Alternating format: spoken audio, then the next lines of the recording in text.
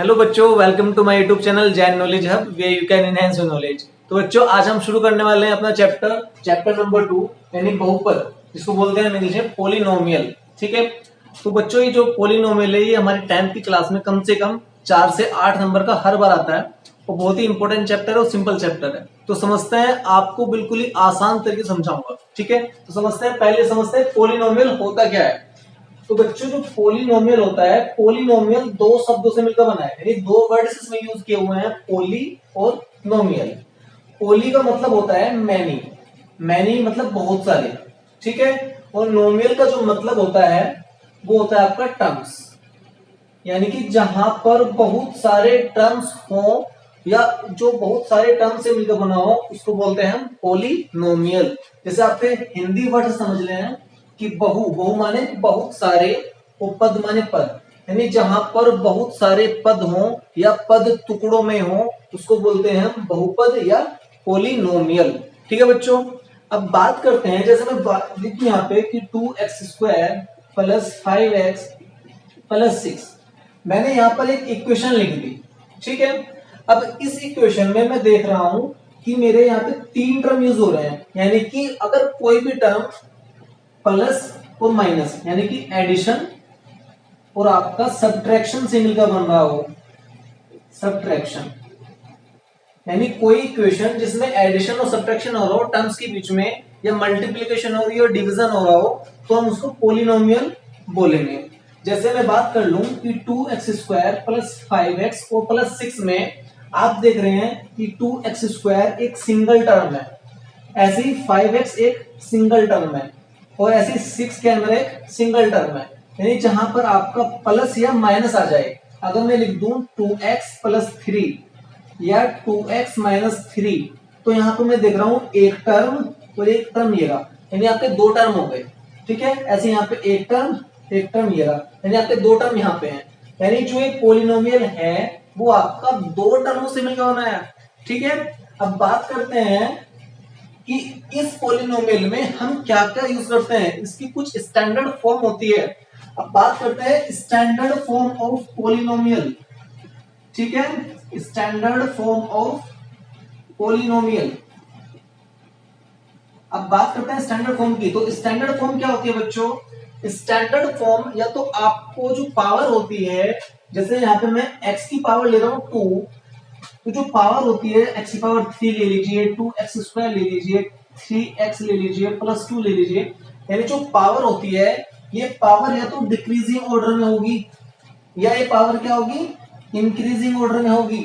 यानी बहुपद की या जो पोलिनोमियल होती है उसकी जो स्टैंडर्ड फॉर्म होती है वो क्या होती है, जो हमारी पावर है, जैसे यहाँ पे x की पावर 3 है, यानी जो हमारी डिग्री है वो या तो क्या होगी, डिक्रीजिंग ऑर्डर में होगी या इंक्रीजिंग ऑर्डर में। जैसे आप देख रहे हैं यहाँ पे पावर 3, यहाँ पे पावर 2, यहाँ पे पावर 1 और यहाँ पे पावर क्या हो गई, 0, यानी मेरी पावर क्या हो रही है, घट रही है। आपकी जो स्टैंडर्ड फॉर्म होगी वो कैसी होगी, डिक्रीजिंग ऑर्डर में या इंक्रीजिंग ऑर्डर में।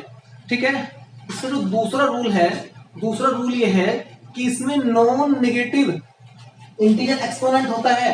अब एक्सपोनेंट किसको बोलते हैं, एक्सपोनेंट बोलते हैं, जैसे मैंने यहाँ पे x की पावर 3 लिखी तो ये एक्सपोनेंट है।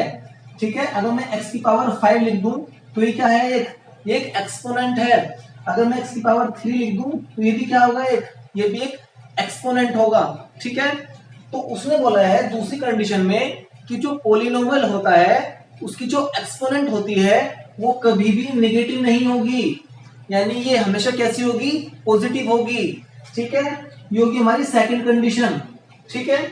थर्ड कंडीशन क्या है इसकी थर्ड कंडीशन ये है कि जो पोलिनोमियल होता है उसकी जो हम एडिशन सब्ट्रैक्शन तो करते हैं, लेकिन कोई भी पोलिनोमियल किसी भी वेरिएबल से डिवाइड नहीं करना है। जैसे मैं लिख देता हूं x² plus 7x upon y, मैंने यहाँ पे क्या किया, एक वेरिएबल से इसको डिवाइड कर दिया, तो ये पोलिनोमियल नहीं होगा, ये इसकी कंडीशन से क्या है, बाहर है।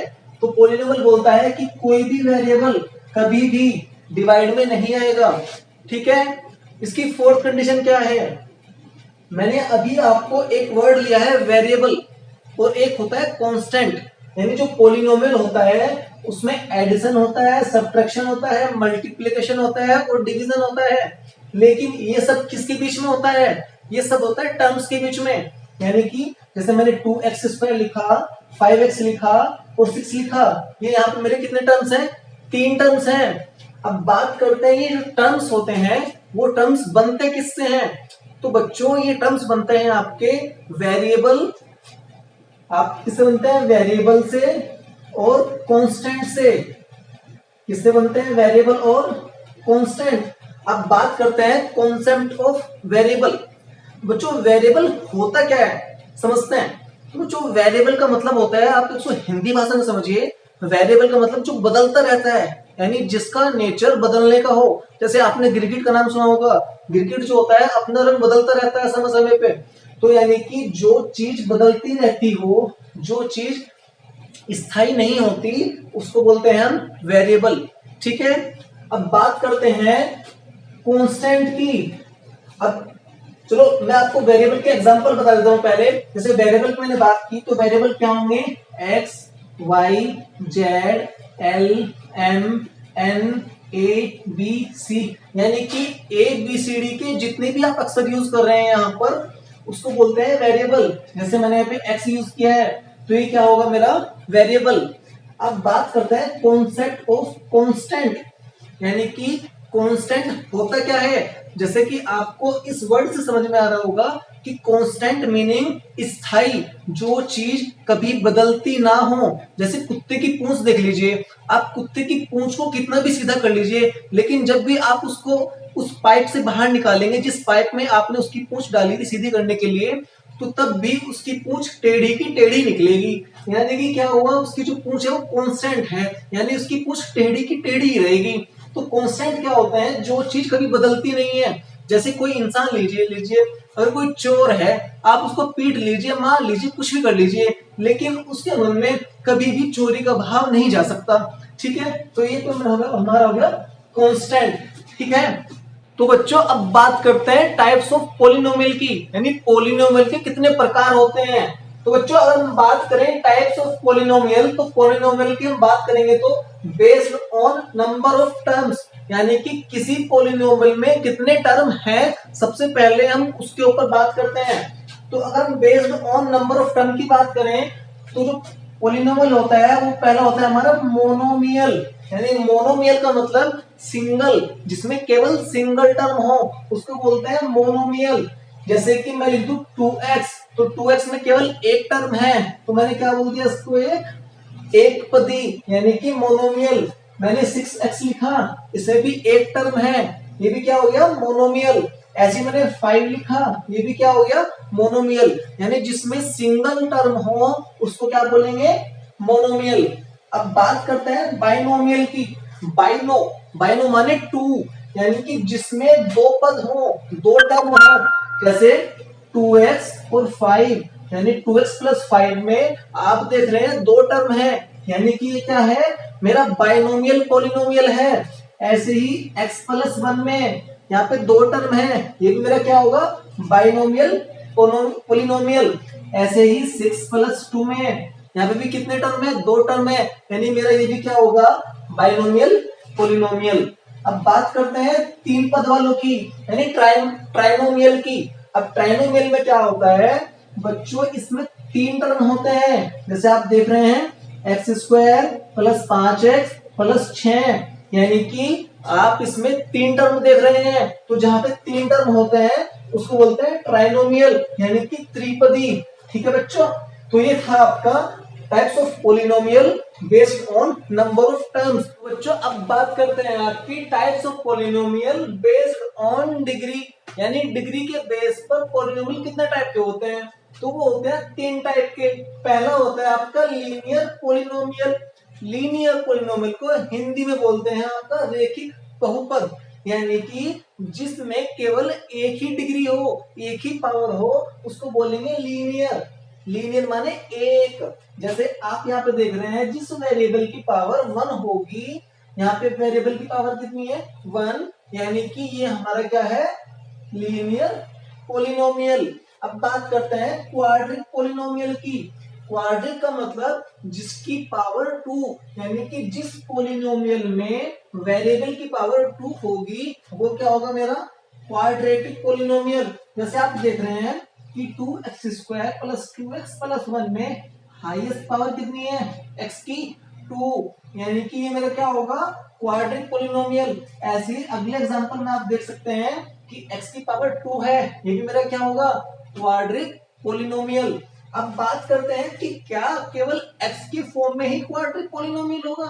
नहीं, अगर हम लिख दें x² plus 2xy plus y², तो बच्चों ये भी क्वाड्रिक पोलिनोमियल है, क्योंकि इसकी पावर भी कितनी है 2। भले ही यहाँ पर वेरिएबल 2 हो उससे मतलब नहीं है, लेकिन पावर कितनी है अल्टीमेटली 2। ठीक है, अब बात करते हैं क्यूबिक पोलिनोमियल की। तो बच्चों क्यूबिक का मतलब जिसकी पावर कितनी हो 3, यानी कि जिस पोलिनोमियल में पावर 3 होगी वो क्या होगा क्यूबिक पोलिनोमियल। जैसे आप देख रहे हैं कि x की power 3 plus 2x² plus 4x plus 6, यहाँ पे पावर कितनी है आपकी हाईएस्ट 3, तो ये क्या होगा आपका क्यूबिक पोलिनोमियल। तो बच्चों अब हम दोबारा से पोलिनोमियल का एक रिवीजन ले लेते हैं। तो बच्चों एक्चुअल में पोलिनोमियल होता क्या है इस डेफिनेशन से समझते हैं। इसमें बोला है a polynomial is an expression consisting of variables coefficient का मतलब constant that involves only the operation of addition, subtraction, multiplication and non-negative integer exponent of variable। मैंने आपको बोला था एक्सपोनेंट का मतलब जैसे मैंने x की पावर 5 लिख दी तो ये क्या होगा एक्सपोनेंट होगा, ठीक है, किसका x का। ठीक है, तो बच्चों अब बात करते हैं आपका रूट्स ऑफ पोलिनोमियल। रूट्स को हम जीरो से बोलते हैं, यानी जीरोस ऑफ पोलिनोमियल, हिंदी में बोलेंगे इसको बहुपद के शून्यक। अब ये कैसे निकालते हैं, होते क्या है, इनका यूज क्या है, तो समझिए। जैसे आपको कोई पोलिनोमियल दे दिया 3x बराबर x प्लस 3, ठीक है, अब आपको इसके रूट्स निकालने हैं, हल निकालना है, इसका सॉल्यूशन निकालना है, तो कैसे निकालेंगे, आपको यहाँ पर x की वैल्यू ऐसी रखनी होगी जिससे आपका जो px का मान है वो क्या आ जाए 0, यानी आपकी वैल्यू 0 आते ही वो उस सॉल्यूशन का क्या होगा हल होगा। जैसे आप देखिए अगर मैं यहाँ पे x की वैल्यू 3 रख दूं, यहाँ पे मैंने x की वैल्यू 3 रखी तो यहाँ भी 3 हो गया और यहाँ पे क्या हो गया 3। अब ये 3 कितना हो गया, ये हो गया 6, लेकिन मेरे को तो 0 लेके आना था ना, तो मैं क्या करूंगा यहाँ पे x की वैल्यू 3 ना रख के -3 रखूंगा। जैसे मैंने -3 रखा तो -3 प्लस 3 कट गया, तो कट के क्या आ गया इसका आंसर 0। यानी कि अगर आप कोई वैल्यू ऐसी रखें जिससे आपका पोलिनोमियल का जो आंसर है वो क्या आ जाए 0 आ जाए, तो वो सॉल्यूशन उसके क्या होंगे रूट्स होंगे। ठीक है, तो जैसे कि आप देख रहे हैं कि इसकी पावर कितनी है 1 है, तो ये कौन सा पोलिनोमियल होगा आपका लीनियर पोलिनोमियल। अगर मैं इसको y की फॉर्म में लिखूं, जैसे मैंने लिखा कि y equal to x plus 3, पहले px की फॉर्म में था, मैंने y equal to x plus 3 लिख लिया। अब मैंने क्या किया, इसको एक नंबर लाइन पे शो करूंगा, उसके लिए क्या करते हैं हम, मैंने यहाँ पे एक्सपोनेंट बनाया यानी x और y की टेबल बनाई। अगर मैंने यहाँ पे x की वैल्यू 0 रख ली तो y की वैल्यू कितनी हो जाएगी, जैसे मैंने x की वैल्यू 0 रखी तो यहाँ पे y की वैल्यू कितनी बची 3। ऐसे ही अगर मैंने x की वैल्यू -3 रख ली, -3 रखते हैं यहाँ पे x की वैल्यू y की वैल्यू कितनी हो गई 0। तो मैंने यहाँ से x और y की वैल्यू निकाल ली अलग अलग मान के लिए। तो मैं यहाँ पे एक ग्राफ बना के देखता हूँ, ये मेरा x है, ये मेरा y एक्सिस है, ठीक है। तो मैंने यहाँ पे नंबरिंग कर ली 1 2 3 -1 -2 -3 -1 -2 -3, मैंने तो नंबरिंग कर ली। अब क्या करता हूं मैं इन डिजिट्स को इस पर लाने की कोशिश करता हूं, इस ग्राफ पे ड्रॉ करने की कोशिश करता हूं। तो मैंने देखा कि x की वैल्यू 0 तब y की वैल्यू कितनी 3, ठीक है जी, मैंने पॉइंट लगा लिया 3 पे। फिर मैंने देखा कि जब y की वैल्यू 3 थी तो x की वैल्यू कितनी थी 0, ठीक है। तो जैसे ही मैंने देखा कि x की वैल्यू -3 थी तो मैंने इस लाइन को क्या किया, इससे मिला दिया, ठीक है। जैसे ही मैंने इस लाइन को इससे मिलाया तो मेरा जो आंसर है वो एक लीनियर लाइन आ गया। यानी कि मैंने देखा कि इस ग्राफ पे ये इक्वेशन एक लीनियर है। अगर ये लीनियर है तो लीनियर खींचेगी, क्वाड्रिक है तो आपका पैराबोला बनेगा। जैसे बात करते हैं क्वाड्रिक की, तो बच्चों क्वाड्रिक में आप देख रहे हैं कि 2x² + 5x + 2। तो अगर हम इस इक्वेशन को ग्राफ पे ड्रॉ करेंगे तो ये कैसे आएगी, ये एक पैराबोला के रूप में आएगी। वो पैराबोला आप ऐसे बना लो या ऐसे बना लो, ऐसे बना लो, ऐसे बना लो या ऐसे बना लो। आप उस पैराबोला को कैसे भी बन सकता है, यानी कि इक्वेशन के अनुसार आप उस पैराबोला को किसी भी रूप में ड्रॉ कर सकते हैं। अब बात करते हैं कि लीनियर पॉलिनोमियल में कितने सॉल्यूशन होते हैं। तो बच्चों लीनियर में पावर होती है 1, तो जितनी पावर होती है उस इक्वेशन के उतने ही सॉल्यूशन होते हैं। जैसे इसकी पावर 1 है तो उसका सॉल्यूशन या तो 1 होगा या फिर क्या होगा, 0 होगा। ऐसे ही मैं क्वाड्रिक की बात करूं तो इसकी पावर कितनी है, 2 है, तो इसके जो सॉल्यूशन होंगे या तो क्या होंगे, 2 होंगे या फिर क्या होगा 1 या फिर 0, या तो इसके 2 होंगे। अगर 2 हुए तो जो हमारा पैराबोला है वो दो हिस्सों में, दो चीज को काटेगा, दो एक्सिस को काटेगा। अगर एक हुआ तो जो मेरा पैराबोला है तो वो मेरा एक एक्सिस को काट रहा है। देखो यहाँ पे केवल एक एक्स को काटा इसने। अगर 0 हुआ तो देखो यहाँ पे इसने ना तो एक्स को काटा ना ही वाई को काटा। अगर हम क्यूबिक की बात करें तो क्यूबिक में क्या होगा बच्चों, क्यूबिक में होगा आपका कुछ इस तरीके से होगा, यानी कि ये क्यूबिक वाला 3 जगह काटेगा। देखिए 1 जगह, 2 और 3, यानी इसने एक्स एक्स को 3 जगह से काट दिया। तो जो चीज 3 जगह से काटेगी वो होगा तो क्यूबिक। यानी इसके जो सॉल्यूशन होंगे वो 3 होंगे या 2 होंगे या 1 होगा या फिर 0 होगा। यानी कि या तो ये ऐसे बन जाएगा, तो अगर इसके 2 सॉल्यूशन हुए तो ये ऐसे बन गया। तो आप यहां से समझ सकते हैं कि जो नंबर लाइन या जो फिगर ग्राफ को जितनी जगह से काटेगी उसके उतने ही सॉल्यूशन होंगे, और वो क्वाड्रिक इक्वेशन होगी या क्यूबिक होगी या लीनियर होगी, वो डिपेंड करेगा कि वो कितने जगह से काट रही है। जैसे आप देख रहे हैं लीनियर में इसने एक्स एक्सिस को केवल एक जगह से काटा, यानी जो उसके नंबर ऑफ जीरोस होंगे वो कितने होंगे 1। यहाँ पे देखिए, यहाँ पे इस पैराबोला ने इसको 2 जगह से काट दिया, इसके सॉल्यूशन कितने होंगे 2। इस वाले में देखिए, इस वाले सिस्टम ने इसको 3 जगह से काटा, 1 2 और 3, इसके सॉल्यूशन कितने हो गए 3। ठीक है, अब करते हैं आपकी एक्सरसाइज 2.1, और मैं आपसे गारंटी दे रहा हूं कि आप इस एक्सरसाइज को केवल 1 सेकंड में उसका सॉल्यूशन बता देंगे। करते हैं एक्सरसाइज 2.1।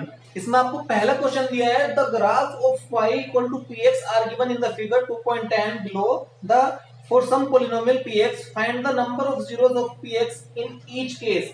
तो बच्चों आपको इसमें 6 केस दिए हैं, आपको नंबर ऑफ जीरोस निकालने। देखिए कैसे निकालेंगे, सिंपल सा मैंने आपको बताया था, बहुत ही हलवा क्वेश्चन है। देखिए कैसे करेंगे, आपको बोला है कि x के नंबर ऑफ जीरोस निकालने हैं, लेकिन ये वाली लाइन तो x को कट ही नहीं कर रही। जब ये x को कट ही नहीं कर रही तो यहाँ पे नंबर ऑफ जीरोस कितने होंगे 0, क्योंकि जब यहाँ पे ये लाइन x को कट ही नहीं कर रही तो नंबर ऑफ जीरो 0 हो गए। दूसरे क्वेश्चन में देखते हैं, यहाँ पे ये वाला जो ग्राफ है ये x को इस जगह से काट रहा है, यानी एक पॉइंट पे काट रहा है, तो यहाँ पे नंबर ऑफ जीरोस कितने होंगे 1, क्योंकि ये x को केवल एक बार काट रहा है। खत्म क्वेश्चन। अगला क्वेश्चन, इसमें आपको बोला है कि 1 2 3, यानी ये वाला ग्राफ में x 3 बार कट रहा है, तो यहाँ पे नंबर ऑफ जीरोस कितने होंगे 3। ये आपका आंसर। खत्म। इसमें आते हैं, ये वाला जो पैराबोला है यहाँ पर x को कितने पोर्शन में काट रहा है 2 में, यानी आपके नंबर ऑफ जीरोस कितने हो गए 2। ये भी खत्म। यहाँ पे आते हैं 1 2 3 4, यानी आपके यहाँ पे 4 टाइम्स कट रहा है पॉइंट, तो नंबर ऑफ जीरोस कितने हो गए आपके 4। यहाँ पे देखते हैं 1 2 3, यानी यहाँ पे x को कितनी बार काट रहा है 3 बार, तो यहाँ पे हमने 3 कर लिया। अब आप सोच रहे होंगे कि मैंने यहाँ पे 3 क्यों लिया, यहाँ पे तो 1 2 3 4 5 होने चाहिए थे, लेकिन नहीं। आप क्वेश्चन ध्यान से देखिए, इस ग्राफ में ये केवल टच कर रहा है, ये क्रॉस नहीं कर रहा है, इसको इंटरसेक्ट नहीं कर रहा, केवल टच करके जा रहा है, इसलिए इसको हम एक पॉइंट कंसीडर करेंगे। यानी 1 2 3, यानी आपके जो नंबर ऑफ जीरोस होंगे वो कितने होंगे 3। तो बच्चों ये थी आज की हमारी एक्सरसाइज 2.1 और पॉलिनोमियल का इंट्रोडक्शन। अगर आपको हमारी वीडियो इतनी सी भी अच्छी लगे तो प्लीज लाइक कीजिएगा और कमेंट बॉक्स में अपनी इच्छा दर्शाइए जरूर। Thank you.